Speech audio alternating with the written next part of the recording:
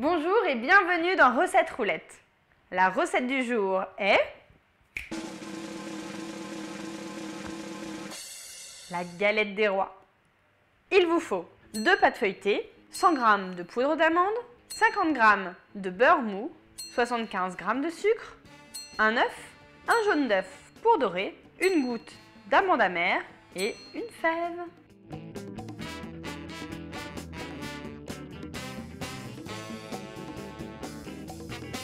Nous allons commencer par préparer la crème d'amande. Pour cela, nous allons mélanger l'œuf avec le sucre,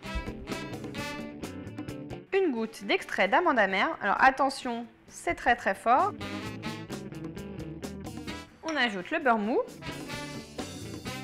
et la poudre d'amande qui va finir par homogénéiser le tout. On préchauffe le four à 210 degrés et je vais chercher une plaque pour disposer mes pâtes feuilletées. Allez, on dispose une première pâte feuilletée dans le fond de notre plaque qui va au four. On n'oublie pas de piquer le fond avec une fourchette avant d'ajouter la crème d'amande. Je dispose la crème d'amande sur la pâte feuilletée.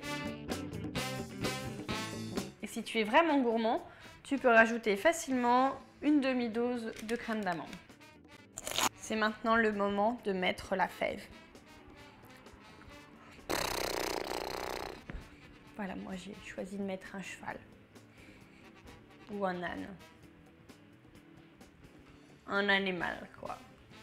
Je ne la place pas au milieu parce que sinon quand je vais couper, je suis sûre de tomber dessus. Donc je la place sur le bord.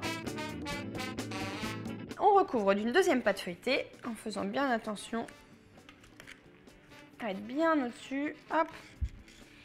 De la même façon. Avec une fourchette, on va venir appuyer sur les bords tout le long.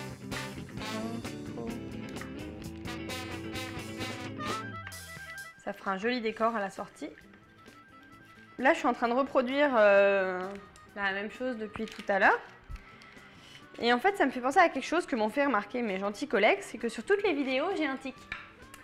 Alors, bah voilà, est-ce que tu sauras le retrouver? Si oui, bah dis-le dans les commentaires. Et promis, j'essaierai de plus le faire. Avec un couteau, je vais faire des petits croisillons sur le dessus.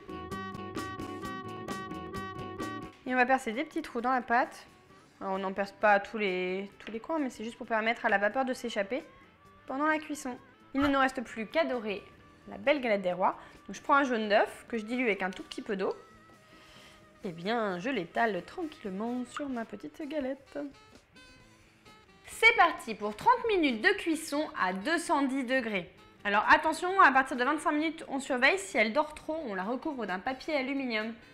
Et si au bout de 30 minutes, on trouve qu'elle n'est pas assez cuite, et bien on peut pousser jusqu'à 40. Et voilà, la galette est prête et moi, j'ai pas de couronne. Bon, le temps que j'en trouve une autre, tu vas pouvoir regarder une autre recette. C'est juste ici. Et une petite chose, si tu la prépares à l'avance, réchauffe-la 5 minutes avant de la déguster. Elle n'est jamais meilleure que tiède.